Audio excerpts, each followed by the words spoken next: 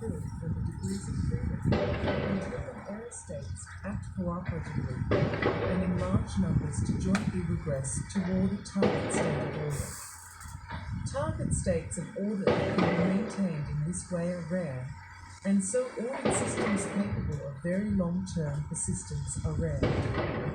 Although this assertion is by no means limited to energy-driven order or bulk phase order, when it is applied to core metabolism or lipid phases in water, it suggests phase transition models intricately like those in equilibrium thermodynamics. The ordered phase would be expected to be unique given its boundary conditions, and the independent, small-scale stochastic dynamics would be distinctly non-Darwinian. Yet order including metabolism, at least since the last cellular common ancestor, and probably well before, has been maintained by replicating, competing, and selected organisms, or even by smaller components such as exchangeable genes. Bulk phase ordered systems do not provide a complete picture of life today because, supposing they did once exist, at some point very early in the Earth's history they gave rise to replicating, competing entities capable of Darwinian evolution, and they now depend on those forms for persistence even when the underlying pathways do not show evidence of adaptive change.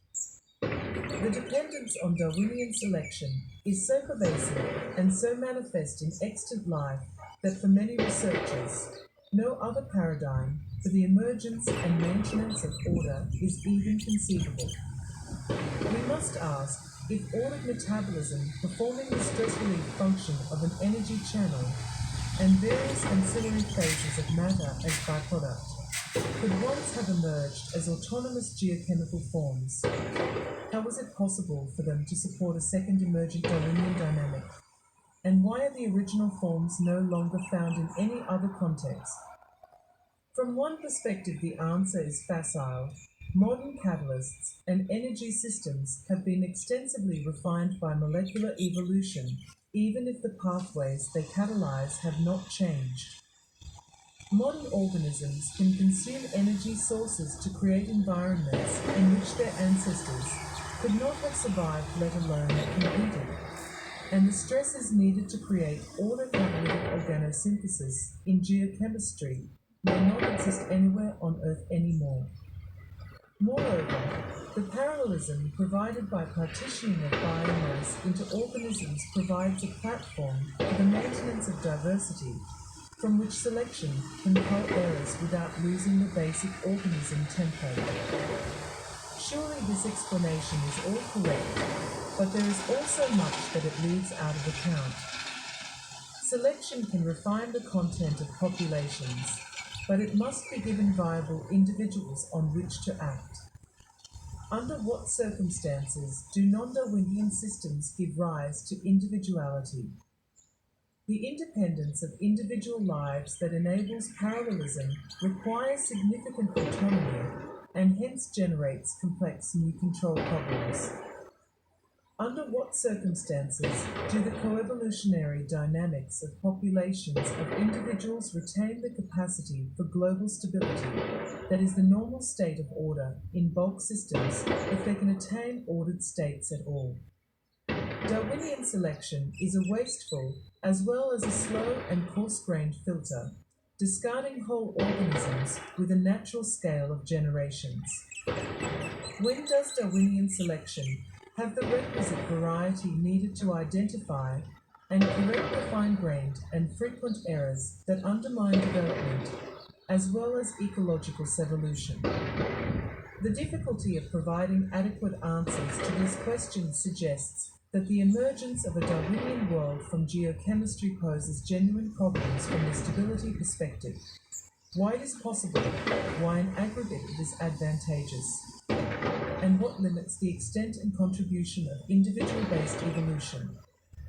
Our answer to these problems is that the emergence of individuality and with it Darwinian evolution introduced some important new forms of order into biodynamics, but that individuality is neither simple nor a unique property.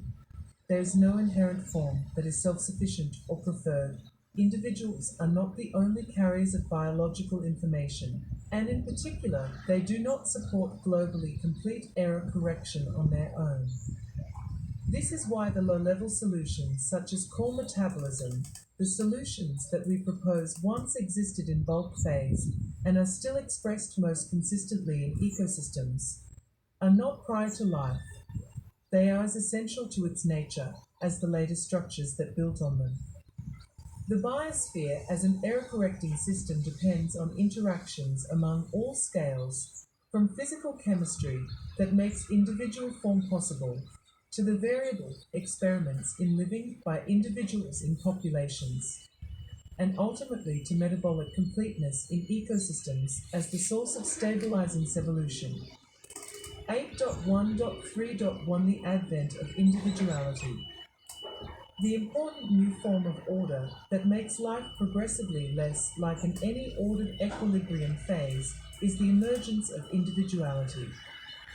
Individuality, whether in development, transmission, or selection, is a complex concept applicable at many levels.